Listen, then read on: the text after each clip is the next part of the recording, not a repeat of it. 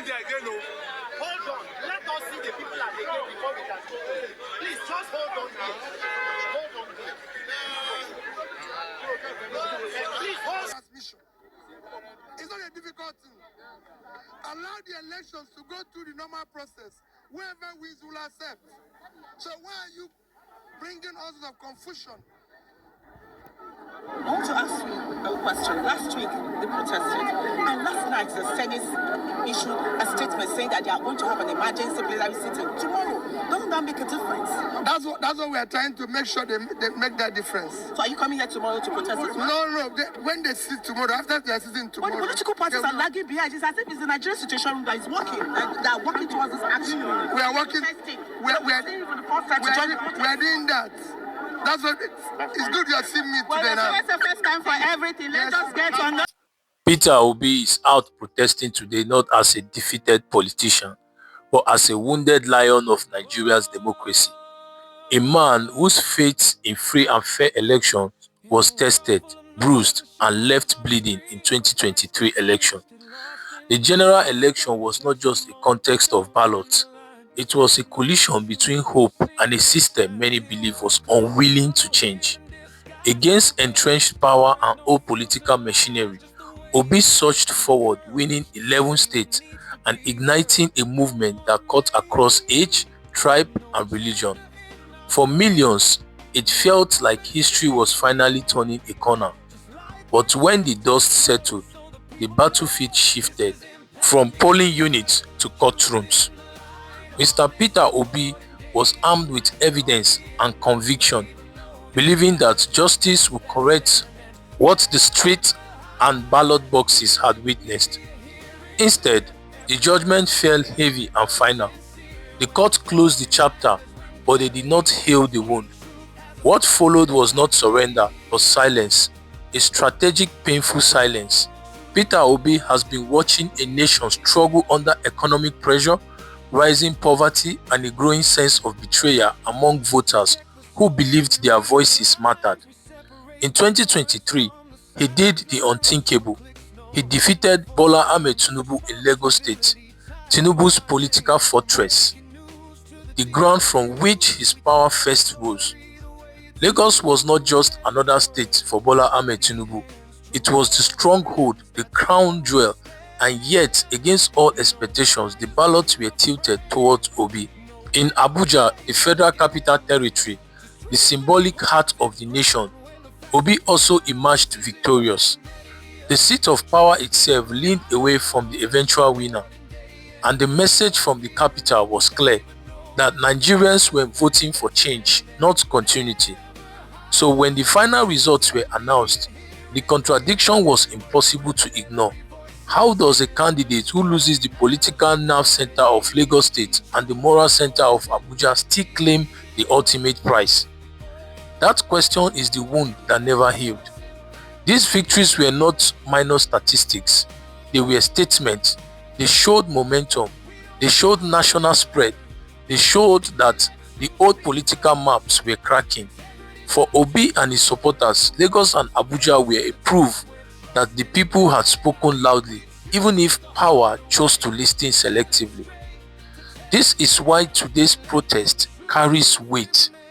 It is fueled by memory, by numbers, by places that matter. A wounded lion remembers where he won, where he was cheered, and where the tide turned in his favor, only for the final verdict to deny the roar of the crowd. Peter Obi is protesting because electronic transmission of results to IREV is at the heart of electoral transparency in Nigeria, and his 2023 experience convinced him that once results leave the polling unit unchecked, the people's will is vulnerable. Here is the core of his argument. INEC publicly assured Nigerians that results will be uploaded in real time from polling units to the INEC Result Viewing Center portal, IREV. That promise raised public trust and shaped how people voted.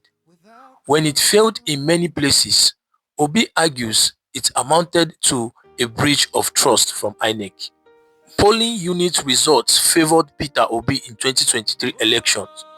Where results were properly uploaded or independently tracked, Obi and the Labour Party performed strongly, especially in Lagos and Abuja, including Tinubu's political stronghold.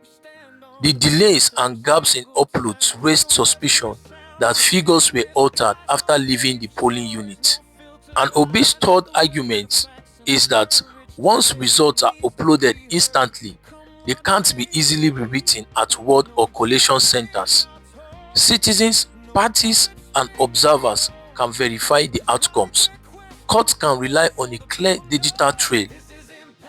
Obi's position is simple. If you won fairly, you shouldn't fear transparency.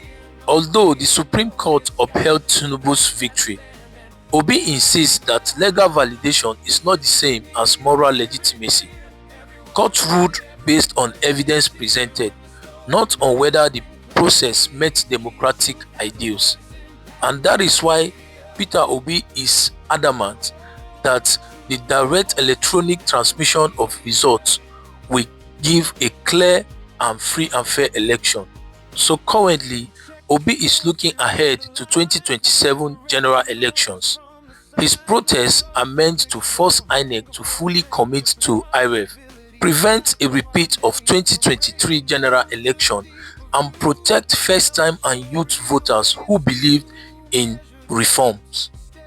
Many Nigerians see some senators as dodgy about electronic transmission of results because it threatens the old political playbook of most Nigerian politicians.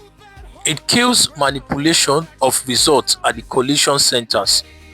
Collation centers are the weakest link in the system. Polling units are public.